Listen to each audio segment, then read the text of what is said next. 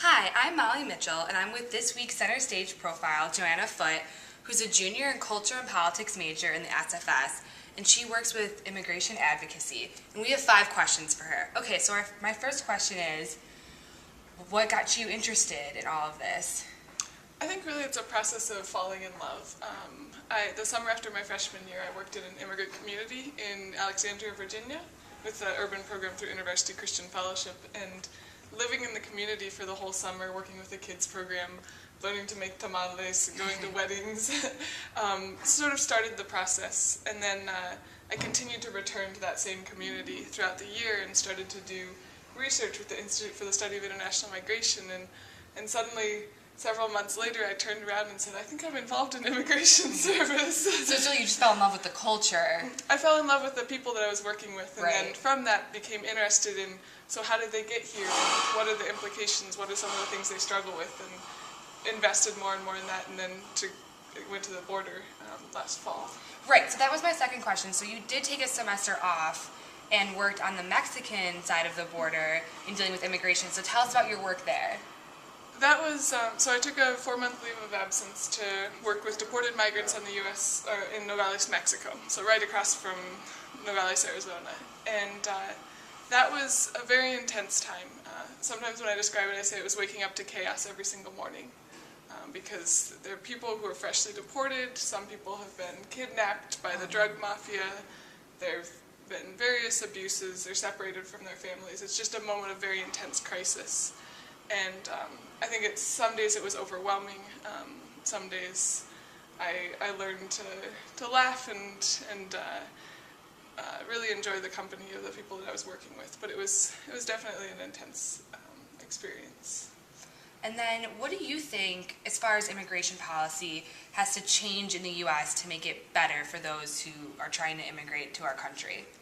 I think Professor Susan Martin, actually, of Georgetown, has a great quote where she says, what we need is not an immigration policy, but a policy on immigrants. Right. And that's how I always try to approach it, is what does it mean to grant them their human dignity? And I think if you're looking at specifics, I think that there needs to be a process for legalization of people who are undocumented in the United States.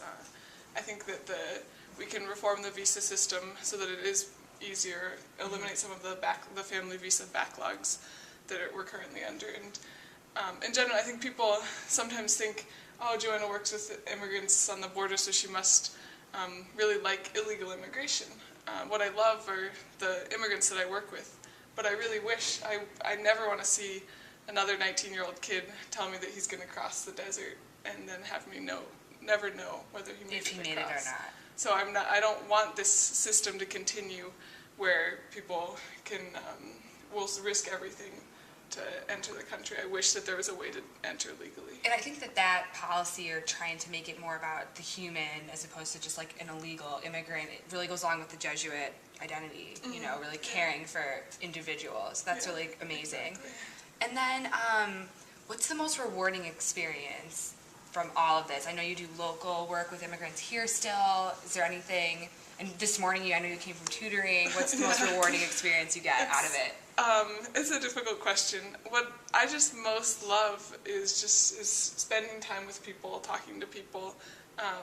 Whether that's this morning when I was talking to a day laborer on the corner and he was telling me about some of the struggles that he's had. His wife and his kids are back in Guatemala, and he just got out of the hospital and has had various physical and mental issues, and just to be there for him and give him the space to talk. Because I think what I found on the border when I was working in the comedor, in the soup kitchen for deported migrants, is that a lot of people just want to share their stories, need somebody to talk to, but in the midst of this journey feel so alone.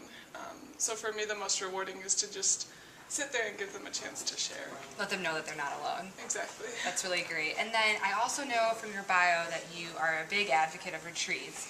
Here at Georgetown, you participate in a lot of them, you really like them. Do you have a favorite type of retreat? Well, my favorite retreats are the silent retreats. Okay. Why? I've gone on the weekend Ignatian retreat and then the 5 days silent retreat before. Are you actually silent for 5 days? Well, like completely? People always ask that. So there's mass during the day, like the day you can talk with your spiritual director, and then I'm personally not silent because I talk out loud to God. Right. So it doesn't feel silent. It's not like it's just 5 days of blankness, but it's this incredible opportunity to just step back and pray. And I honestly can say I would not have made it back to Georgetown if I hadn't had the 5-day retreat in between Mexico and Georgetown. Right. So yeah, I highly recommend silent retreats to anyone who's interested in a retreat. All right, that's great. So thank you so much for being this week's Center Stage Profile, and check out the article in the guide on Joanna. Thanks so much.